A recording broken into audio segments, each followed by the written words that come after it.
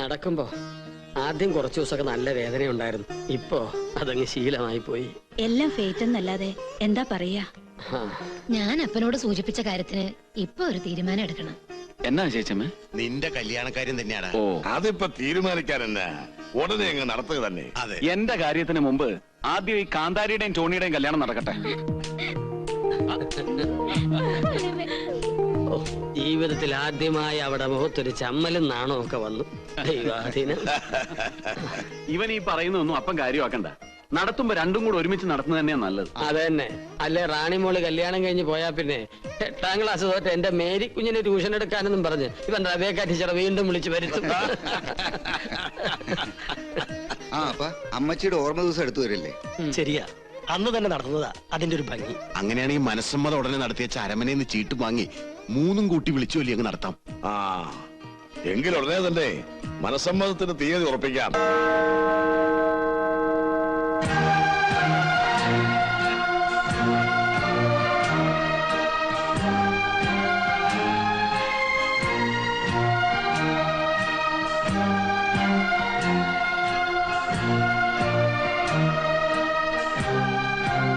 ചേർന്ന് നിൽക്കൂ.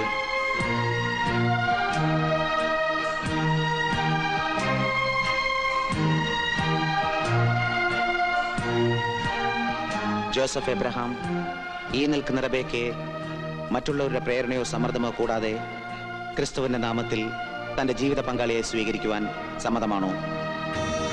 അയ്യോ, പൂർണ്ണ സമ്മതമല്ലേ. അവന്റെ അവളുടെ മനസ്സമ്മതമൊക്കെ നടന്നോട്ടെ, നമുക്ക് പരിപൂർണ സമ്മതമാ. ഇതുപോലെ നമ്മുടെ കൊച്ചമ്മണിയുടെ മനസ്സമ്മതവും കഴിഞ്ഞതല്ലേ അല്ലേടാ ആൻഡ്രൂസേ? അതെ, അറിഞ്ഞുകൊണ്ട് ദൈവം തമ്പുരാൻ കൊണ്ടുവന്ന് തന്നിരിക്കുന്ന ഒരു അവസരമാണിത്. ഇതിലൊരു കളി നമുക്ക് കളിക്കണം. പിന്നീട് ഒരിക്കലും തേവക്കാട്ടുകാർക്ക് തലപൊക്കാൻ കഴിയാത്ത രീതിയിലുള്ള ഒടുക്കത്തെ ഒരു കളി. എന്നെ കൊണ്ടാവുന്ന രീതി കേസെല്ലാം ഞാൻ ഒതുക്കിക്കോളാം. പക്ഷെ ഇനിയുള്ള കളികള് സൂക്ഷിച്ചായിരിക്കണം. അല്ല, അവരുടെ ഭാഗത്ത് നിന്ന് ഇനി കുഴപ്പമൊന്നും ഉണ്ടാകില്ലെന്ന് ഉറപ്പുന്ന സ്ഥിതിക്ക് നമ്മളായിട്ടൊരു... എന്താ, തനിക്ക് പേടി തോന്നുന്നുണ്ടോ? ഏയ്, പേടി ഉണ്ടായിട്ടൊന്നുമല്ല.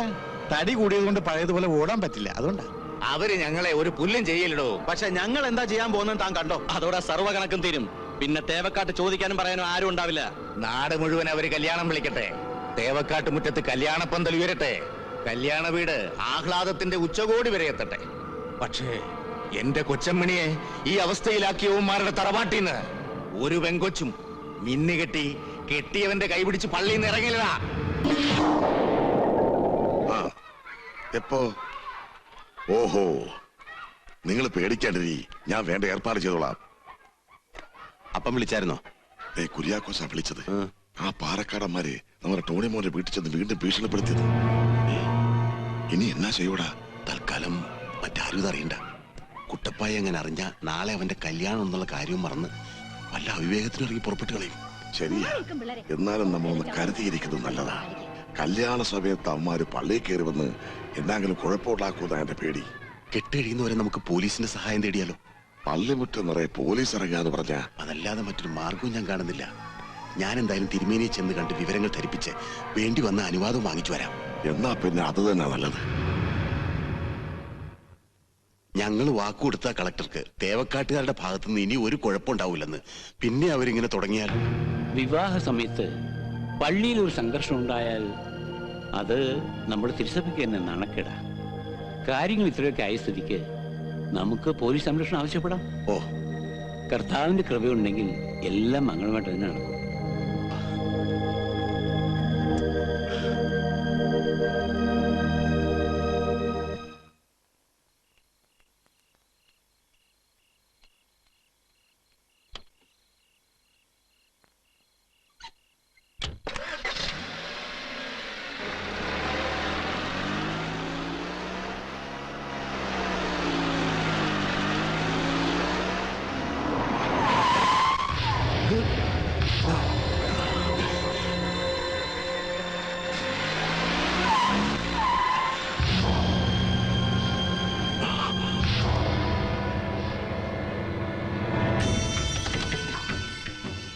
നാളെ പള്ളി കെട്ടി നടക്കുമ്പോ ഒറ്റ സ്ഫോടനം കൊണ്ട് എല്ലാം അങ്ങ് തീർക്കാമെന്ന് കരുതി വന്നതാ. പക്ഷെ അതില് പള്ളിയും കുറെ നാട്ടുകാരും കൂടെ അങ്ങ് പോവും. അത് വേണ്ടാന്ന് ദൈവം നിശ്ചയിച്ചത് കൊണ്ടാവാം നിന്നെ ഇപ്പൊ ഞങ്ങളുടെ മുമ്പിൽ കൊണ്ട് തന്നിരിക്കുന്നത്. കല്യാണം മുടങ്ങാൻ കല്യാണ ചെറുക്കൻ തന്നെ മരിക്കണമെന്ന് നിർബന്ധമില്ല. കല്യാണ പെണ്ണിന്റെ തന്ത ചത്താലും മതി. അല്ലെങ്കിൽ തന്നെ ആ പാവം ചെക്കൻ ഞങ്ങളോടൊന്നും തെറ്റ് ചെയ്തിട്ടാ കണക്കുകൾ തീർക്കേണ്ടത് നിന്നോടല്ലേ? ദയവായി നിങ്ങൾ എന്നെ ഉപദ്രവിക്കരുത്. ഞാൻ നിങ്ങളുടെ കാൽ പിടിക്കാം. നാളെ ഒരു ദിവസം കൂടി എനിക്ക് തരണം. എന്റെ മകളുടെ കല്യാണം കഴിഞ്ഞ് ഒന്ന് ഇറക്കിക്കോട്ടെ. അത് കഴിഞ്ഞ് ഞാൻ നിങ്ങളുടെ മുൻപിൽ വന്ന് നിന്ന് തരാം. നിങ്ങൾ എന്റെ ജീവൻ എടുത്തോളൂ. എന്റെ കൊച്ചമ്മണിയെ ശവമാക്കി ഇരുത്തിട്ട് നിനക്ക് നിന്റെ മോളെ കെട്ടിച്ചേക്കണമല്ലടാ.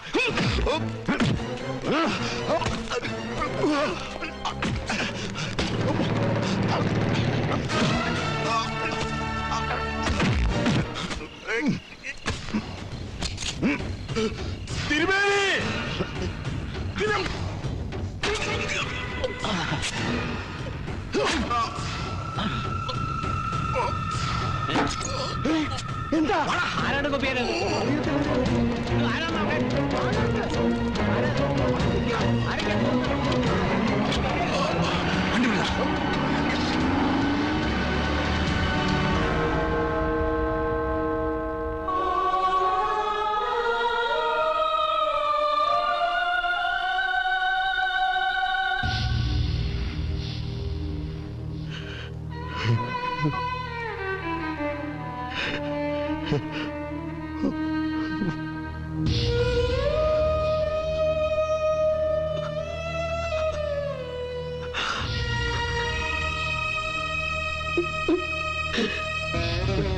Ha